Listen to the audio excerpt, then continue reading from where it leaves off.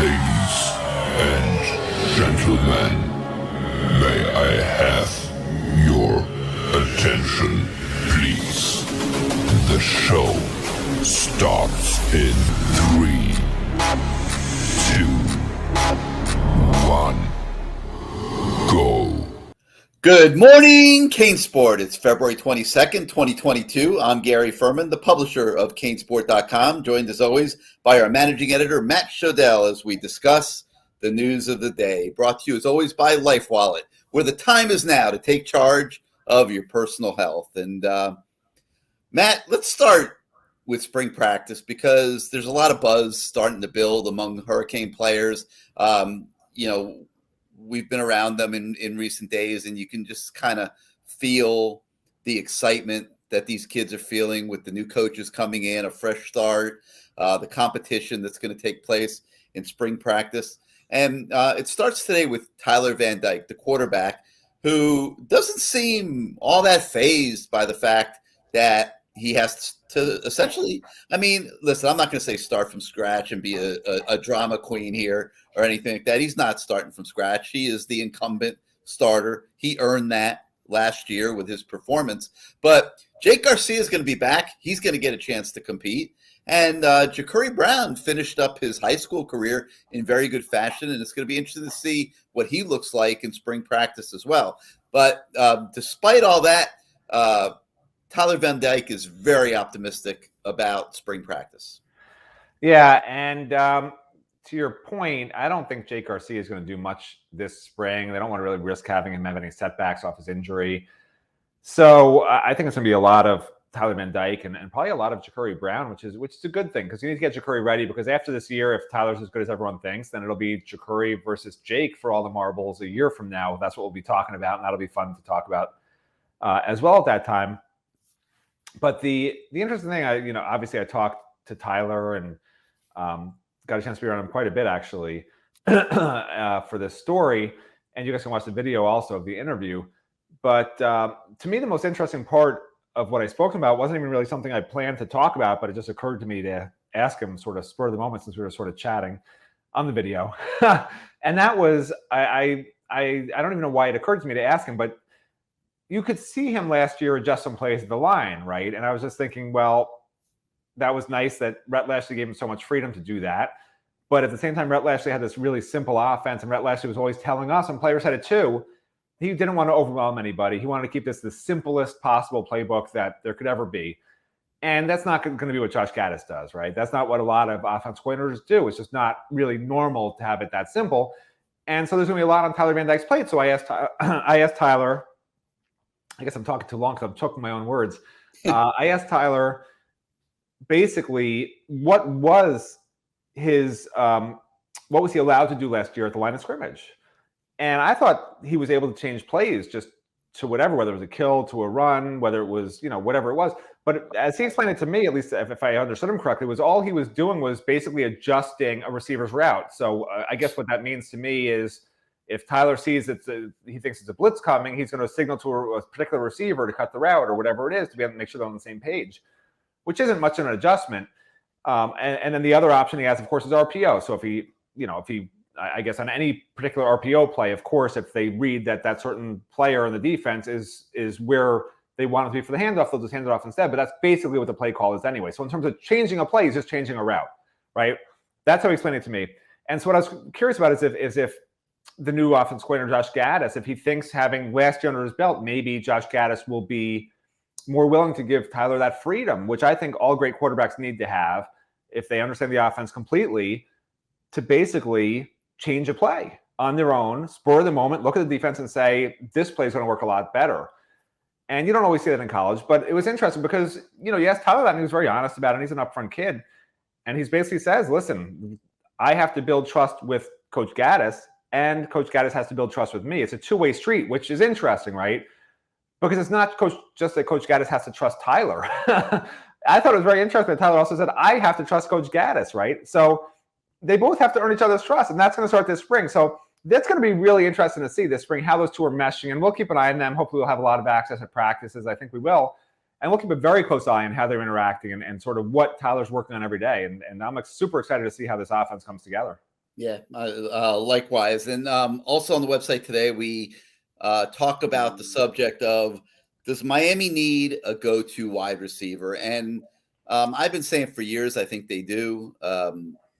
Charleston Rambo was pretty close to that last year, had a great season, but I'm not ready to say that he was a true number one. He was a really good college receiver. He had a great season. I'm not sure that people had a game plan for him. I'm kind of on the fence on that. But so my instinct has always been to say, yes, you do need a go-to guy. You do need a number one receiver. But I'm going to tell you something, Matt. I'm looking at all the playmakers on this offense going into spring practice, including adding a guy like Jaleel Skinner, who's going to be a freakish talent, in my opinion. You look at the tight ends, Mallory and Arroyo, even before you factor in Skinner. You look at the running backs and what they should be able to do, both in the running game and passing game.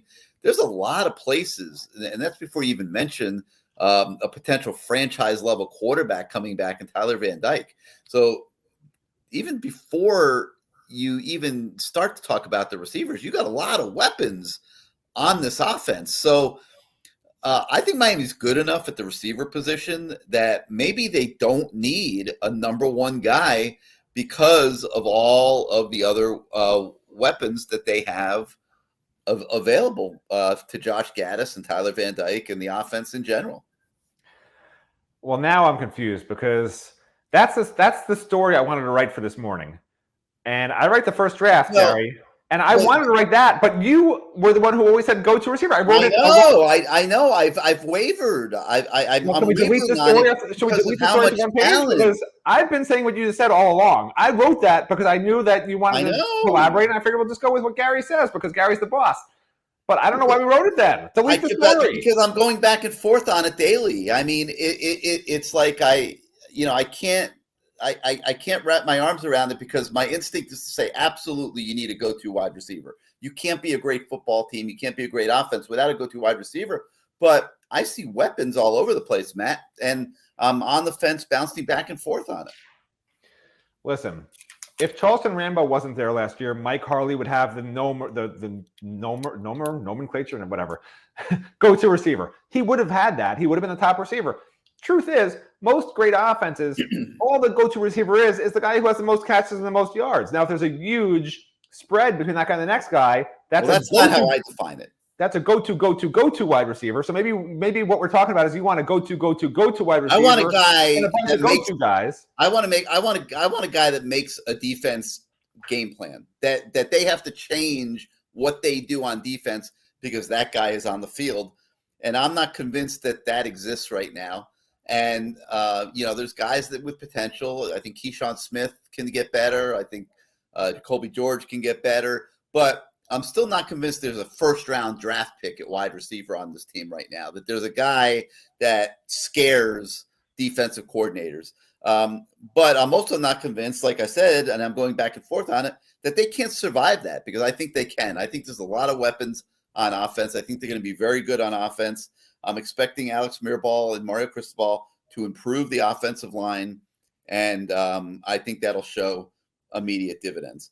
And anyway, so and just so the defense doesn't feel shortchanged, we also talked to Tyreek Austin-Cave today about the defense, and he feels that the defense is going to be way better, and obviously that will start with the linebackers. So we'll see how that goes in spring practice. All right, continuing on here. We continue to take a look at 2023 recruits, and there's an offensive lineman. He goes to Clearwater, goes to high school in Clearwater right now, but he grew up in Sweden, and his name is Lucas Simmons, and a kid with an obviously unique background, but is an offensive lineman that Cristobal and Mirabal have identified as someone that they want to recruit seriously. So we have an update on him today. We also have an update on Andy Jean, the Miami Northwestern wide receiver, who is shaping up to be a firmer commitment, it looks like, than a lot of people thought. And he was out at the Under Armour camp this weekend, and we spoke to him. And Matt, I think you would agree, even though a lot of people want to say that with the coaching change and everything, that Andy Jean is not as solid to Miami as people think. He's sounding pretty solid. It's just still annoying to me when kids commit and say they want to take their visits. I'm not that guy. Don't come to me and ask me if I approve of you being a commitment when you tell me you're still taking 5 visits and you're still considering other schools, because I'm old school. Look at my hair, right? I'm old school. It is looking a little grayer. Yeah, right. You stopped coloring it. Ever since Mario Cristobal took over, it's been getting really gray. And and with Andy Jean, I think I don't know if it says his mother wants to take the visits, whatever it is. He says his mom wants him to take the visits. That's a line I've heard a lot of times. My mom is forcing me to take all these horrible visits and eat all this lobster. My mom's right. Making me eat Wagyu steak every place I go. I can't stand it. Well, maybe Andy Jean, you're a soft commitment. It is what it is. I'm not sure Seymour is going to wind up taking the class either. I'm not sure how bad Miami wants him, but certainly they want Andy Jean. They'll stay in Andy Jean. I would call Miami the clear leader for Andy Jean. If you want to call him a commitment, great. But these commitment lists, to me, the same thing as star rankings. The difference between a 3 and 4 star, a 4 and 5 star. Sometimes it's just very difficult to really say, oh, this kid's a true 3-star, this kid's a true 4-star, this kid's a true 5-star, right? And so now it's hard to also say this kid's a commitment or not a commitment. It's a little ridiculous to me. So yeah, Andy Jean says he's committed. Great. Enjoy the steak on your visits, Andy. All right. We also obviously are continuing to monitor the conclusion of the Charlie Strong, Alonzo Highsmith impending hires that look like they're going to happen. So we'll see. We'll see when those deals. Hey, where did all these Jason Taylor rumors come from, Gary? You started those on the message board? I think they're legit. No, I don't think that's out of the question. Well, you can't have him and the other gentleman we've been discussing. Why not? I'm talking about the other defensive line coach, Partridge. No, I mean, you can have anybody. Like, you can do anything you want. Like, it's an open slate, and Mario Cristobal is going to explore every option and consider every combination, and he's going to come up with what he thinks is the best one at the end of the day. And we'll see what happens. Well, listen, I think you started that rumor about Andre Johnson having an extra year of eligibility. That just wasn't right. You shouldn't have said that. I haven't been starting any rumors. I haven't been starting any rumors because all the people that have started rumors through this whole process of putting a coaching staff together have looked pretty silly. I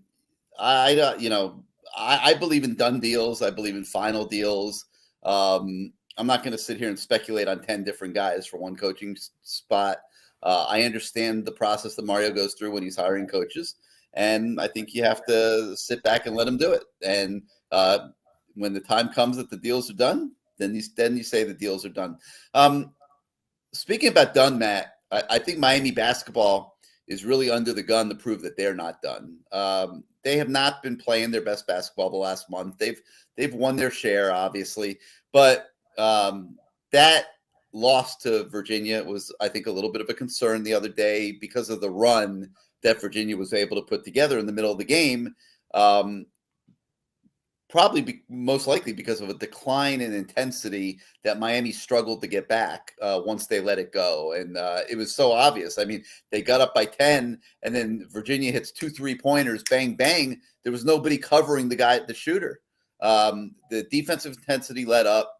They got caught. Now we'll see what kind of class they have here in the home stretch of the season. And it begins at Pitt. No question about it.